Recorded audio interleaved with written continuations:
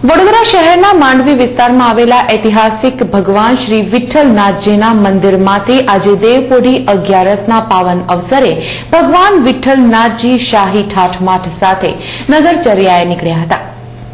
વિઠ્ઠલનાથજી ભગવાન ભક્તોના જયઘોષ વચ્ચે સોના ચાંદીની પાલખીમાં બિરાજી નગરચર્યાએ નીકળ્યા હતા। ચુસ્ત પોલીસ બંદોબસ્ત, બેન્ડ બાજા અને અસંખ્ય ભક્તો વચ્ચે નીકળેલી શોભાયાત્રાએ રાજમાર્ગો પર ભારે આકર્ષણ ઉભું કર્યું હતું। મહારાજા સમરજીતસિંહ સપરિવાર બહારગામ હોવાથી રાજવી પરંપરા અનુસાર આરતી ઉતારવા તેમના સ્નેહીજન અભયસિંહ ગાયકવાડ ઉપસ્થિત રહ્યા હતા। ભગવાનની આરતી તથા ઘંટારવે ભક્તિનો મહાસાગર અને આધ્યાત્મિકતાનો આહ્લેખ જગાવી દીધો હતો। ભક્તોએ પણ રથ ખેંચી ધન્યતાનો અનુભવ કર્યો હતો। આ પ્રસંગે મેયર ડોક્ટર જ્યોતિબેન પંડ્યા તથા વિપક્ષી નેતા ચિન્નમ ગાંધી સહિત અનેક અગ્રણીઓ પણ હાજર રહ્યા હતા।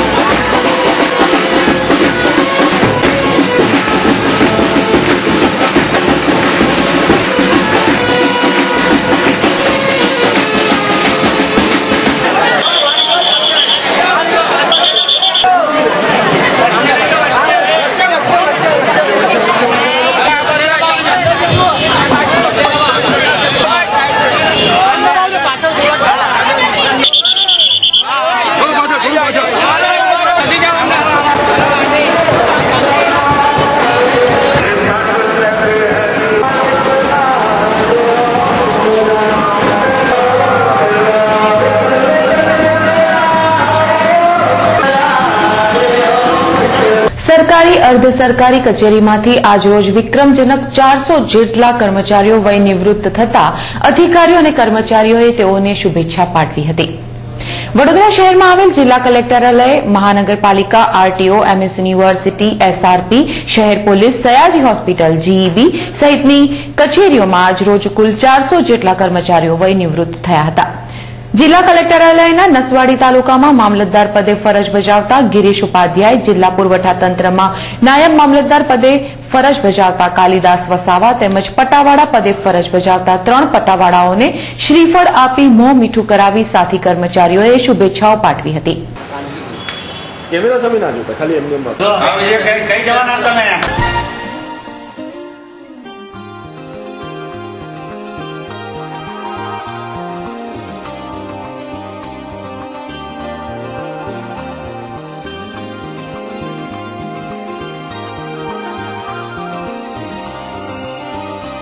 જ્યારે પાલિકા દ્વારા સંચાલિત કમાટીબાગમાં મ્યુઝિક સિસ્ટમ ઓપરેટર પદે ફરજ બજાવતા રાયસિંગ રાજપૂત પણ આજરોજ વય નિવૃત્ત થતા મોર્નિંગ વોક અને જોગિંગમાં આવતા રહીશોએ વિદાય સમારંભ ગોઠવી ભેટ સોગાદો આપી શુભેચ્છાઓ પાઠવી હતી।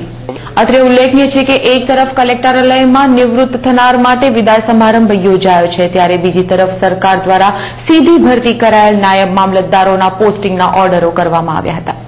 તો બીજી તરફ વહીવટી પ્રક્રિયાને લઈને 12 નાયબ મામલતદારોની આંતરિક બદલીઓ થતા કહી ખુશી કહી ગમનો માહોલ સર્જાયો હતો। કેન્દ્ર સરકાર મોંઘવારી નાથવામાં નિષ્ફળ રહી હોવાથી ભાજપા મહિલા મોરચા તરફથી એક વિશાળ રેલી નીકળી શહેરના રાજમાર્ગો પર ફરી હતી।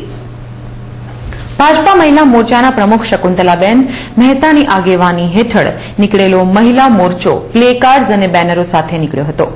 મહારાણી સ્કૂલ પાસે સોનિયા ગાંધીનું પૂતળું સળગાવતી વખતે મહિલાઓ અને પોલીસ વચ્ચે ખેંચતાણના દ્રશ્યો સર્જાયા હતા। ખંડેરાવ માર્કેટથી નીકળેલી રેલી લાલકોટ પાસે સમાપ્ત થઈ હતી। આ રેલીમાં મેયર ડોક્ટર જ્યોતિબેન પંડ્યા સહિત મહિલા કાઉન્સિલરો અને મહિલા મોરચાની કાર્યકર્તા બહેનો મોટી સંખ્યામાં જોડાઈ હતી અને ભારે સૂત્રોચ્ચારો કર્યા હતા।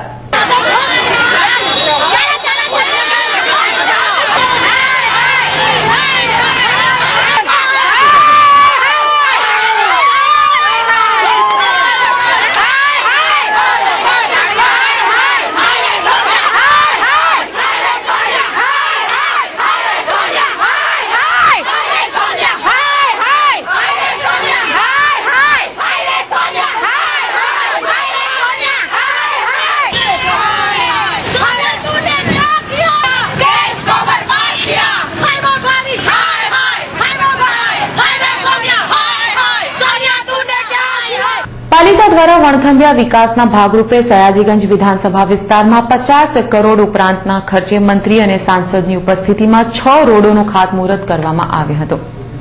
શહેરની વિકાસ કૂચને આગળ ધરી પાલિકા શાસકો દ્વારા સયાજીગંજ વિધાનસભા વિસ્તારમાં રાજશ્રી ટોકીઝથી જામવાડી, ચાણક્યપુરીથી કેનાલ સુધી, પીવીઆરથી અમરનગર, નેતાજી સુભાષચંદ્ર બોઝ પ્રતિમાથી હોટેલ સોરઠી, તાંદલજાથી મરિયમ કોમ્પ્લેક્સ સુધી તેમજ નટુભાઈ સર્કલથી ગોત્રી સુધીનો માર્ગ મળી અંદાજિત 50 કરોડના માતબર ખર્ચે શહેરીજનોની સુખાકારી માટે રાજ્યના અન્ય અને પુરવઠા મંત્રી જીતેન્દ્ર સુખડિયા, સાંસદ બાળકૃષ્ણ શુક્લ, મેયર ડોક્ટર જ્યોતિબેન પંડ્યા, સ્થાયી સમિતિ ચેરમેન ડોક્ટર વિજય શાહ સહિત કાઉન્સિલરો, કાર્યકરોની ઉપસ્થિતિમાં ખાતમુહૂર્ત કરવામાં આવ્યું હતું. વાઘોડિયા ડભોઈ રિંગ રોડ ઉપર આવેલી સાઈનાથ પાર્ક સોસાયટીમાં તસ્કરોએ ત્રાટકી લાખો રૂપિયાની ચોરી કરી ફરાર થઈ જતા વાતાવરણ ગરમાયું હતું.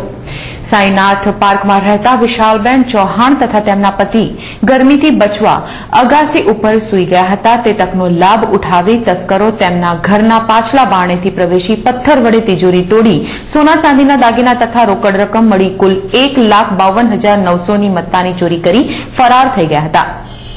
વિધિની વક્રતા એ છે કે આ દંપતી અંધ છે. વિશાલબેનના પતિ બાજવા રેલવે સ્ટેશને પાણીની પરબ ચલાવે છે. પાણી ગેટ પોલીસે ગુનો નોંધી વધુ તપાસ હાથ ધરી છે.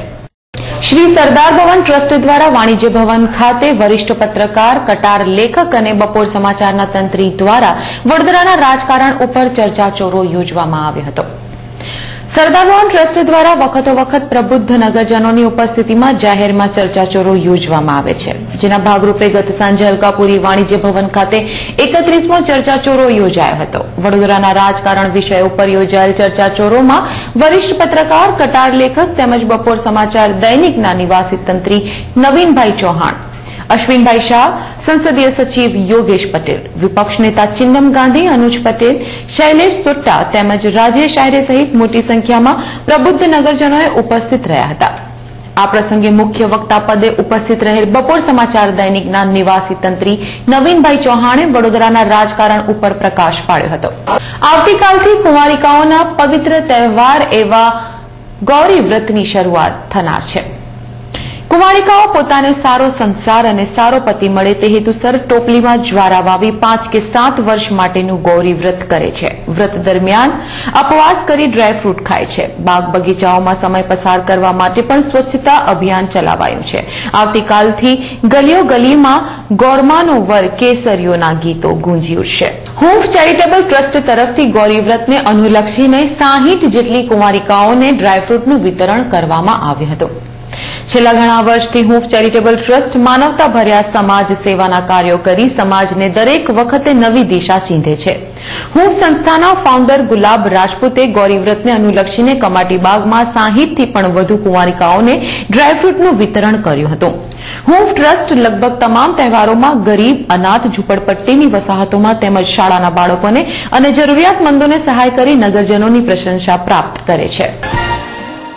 આજનો દિવસ ફુગ્ગા અગિયારસ તરીકે ઉજવાતો હોય ફુગ્ગાઓમાં રંગીન પાણી ભરી એકબીજાને મારી નિર્દોષ મનોરંજનનો લાભ શહેરીજનોએ ઉઠાવ્યો હતો.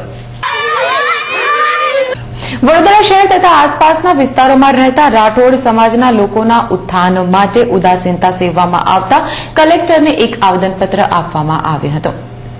શહેરના હરણી, વડસર, સમા, સોમા તલાવ, દંતેશ્વર અને તરસાલી વિસ્તારમાં રહેતા રાઠોડ, રાઠોડિયા અને તલાવિયા જ્ઞાતિના નાગરિકોની એસટી શિડ્યુલ ટ્રાઇબમાં ગણતરી થાય છે. પરંતુ તેમને લાઇટ, ડ્રેનેજ, રેશન કાર્ડ, આવાસો, પાણી, શિક્ષણ જેવી મૂળભૂત સુવિધાઓ સાથે સાંકળવામાં ન આવતા હોવાથી વિપક્ષ નેતા ચિન્નમ ગાંધીની આગેવાની હેઠળ એકત્રિત થયેલા નાગરિકોએ ભારે સૂત્રોચ્ચારો સાથે કલેક્ટરને આવેદનપત્ર સુપ્રત કર્યું હતું. તેમજ પોલીસ કમિશનર અને તકેદારી અધિકારીને પણ આ બાબતે રજૂઆત કરાઈ હતી. એનઆરઆઈ પરિવારના નાણાં રિક્ષામાં રહી જતા પ્રામાણિક રિક્ષાવાળાએ નાણાં પોલીસ સ્ટેશનમાં જમા કરાવી પ્રામાણિકતાનું ઉમદા ઉદાહરણ પૂરું પાડ્યું હતું.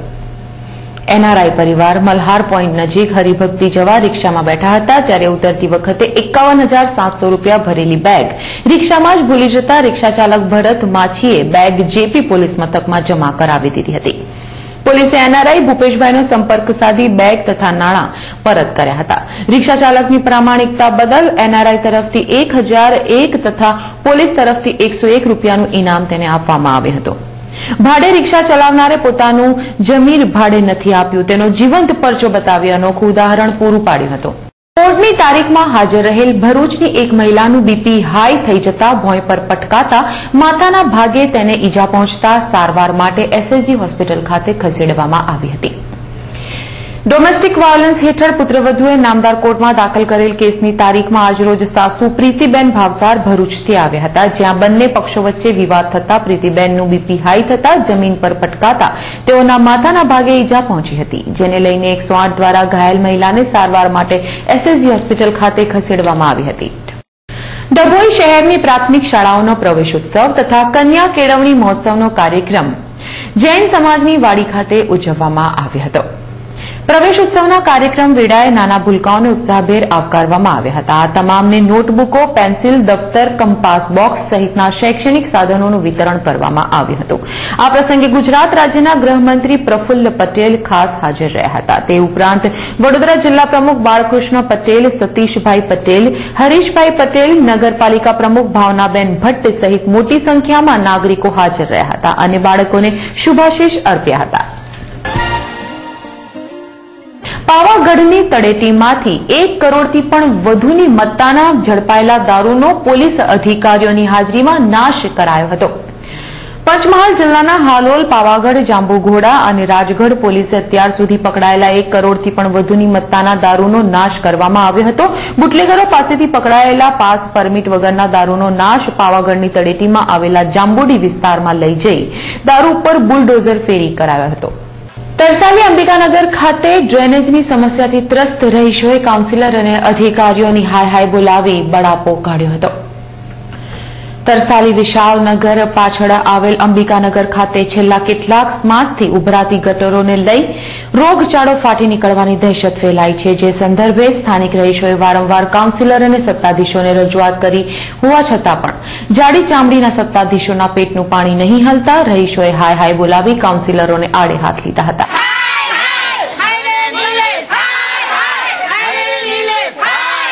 જ્યારે કિશનવાડી વિસ્તાર સ્થિત નુર્મ આવાસોમાં વિવિધ સમસ્યાઓની સાથે 1 મીટરની હદમાં કોટ બનાવવાનો વિવાદ વકરતા રહીશોએ સ્થાનિક કાઉન્સિલરોને આડે હાથ લઈ સમસ્યા નિવારવા આહવાન કર્યું હતું.